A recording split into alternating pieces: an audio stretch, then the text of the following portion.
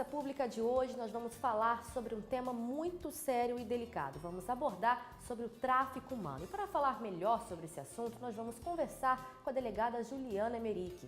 Olá, doutora, tudo bem? Boa tarde, é um prazer participar do programa e falar sobre um tema tão delicado. Doutora, quais são as causas e de que forma pode ocorrer o tráfico de pessoas? O tráfico de pessoas, nós podemos falar hoje que é uma forma de escravidão no mundo moderno. E uma das maiores causas para esse tipo de movimentação, sem dúvidas, é aquele sonho por uma vida melhor. Então, a questão da miserabilidade, na situação de residência dessa pessoa, faz com que ela tente sim uma vida melhor. Então, esse é o fator principal. O segundo, isso quando nós temos o tráfico de pessoas na vertente de engodo, que é aquela enganação.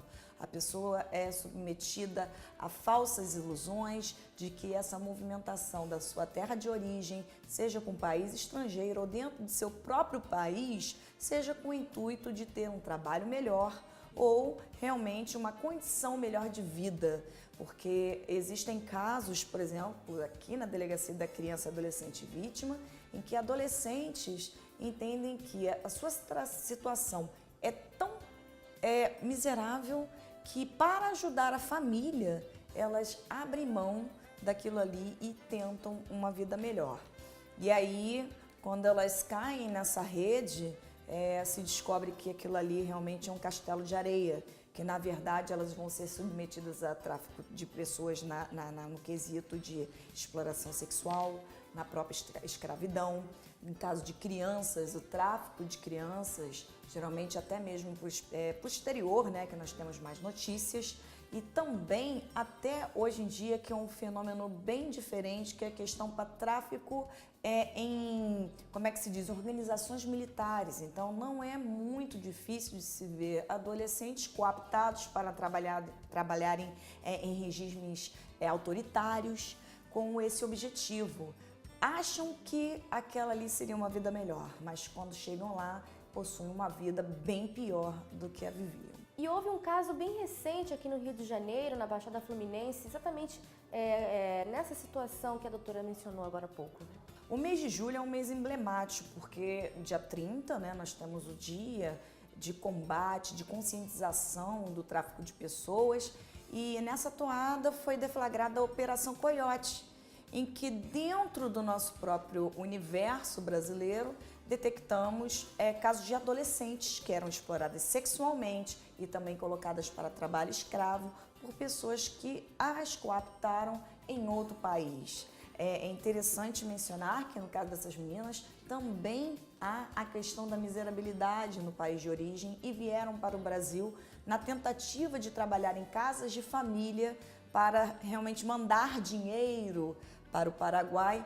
Quando chegou aqui não era nada disso. Foram viver na Baixada Fluminense com uma pessoa que também passou pela mesma situação há muitos anos atrás, e você vê que a questão da violência, ela se reproduz.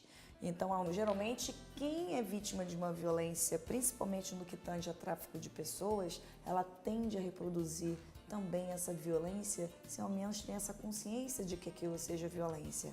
Por isso que quando nós trabalhamos essa questão da apuração desse tipo de crime, nós começamos com um crime menor, que parece ser menor, que no caso aqui foi o cárcere privado, mas ela te abre uma caixa de Pandora que vai trazer uma série de crimes ao redor. Então, o que aquilo ali seria tão somente um cerceamento de liberdade, que a adolescente entenda que não seria tão crime, à luz da nossa lei brasileira, é crime sim, com uma punição rígida, e a partir de então a Polícia Civil teve a possibilidade de escutar essas adolescentes e ver o que elas viviam. Então é muito importante ali você ouvir a vítima, dar credibilidade à vítima, porque como já foi dito, muitas das vezes quem está passando pela situação de tráfico, muitas vezes fala assim, mas eu consenti. No entanto, para a lei brasileira, esse consentimento não é válido. Então, vale sim aqui a gente alertar a sociedade de que esses casos não são casos que devem passar desapercebidos. Assim como antigamente se dizia que em briga de marido e mulher não se colocava a colher, não se metia a colher, hoje nós já temos uma outra postura diante dos crimes contra a mulher, em que sim, o vizinho, tendo ciência de um tipo de violência dele, tem que denunciar para quebrar esse ciclo de violência. A mesma coisa com essas adolescentes que se submetam também a esse tráfico. Por mais que elas achem que o consentimento delas seja válido, não há essa questão. Porque a nossa lei brasileira, ela entende que não podemos submeter pessoas a situações degradantes. E quando a adolescente deixa de estudar, deixa de ter o seu crescimento normal para ter um tipo de vida como essa, porque muitas das vezes, como no caso em que nós tivemos a prisão de 4 pessoas, a vítima inclusive esteve grávida e sofreu um aborto, são casos gravíssimos. Então são casos de brutais violações aos direitos humanos. E daqui a pouco a gente volta falando mais sobre o tráfico humano com a doutora Juliana Emerick. Não saia daí!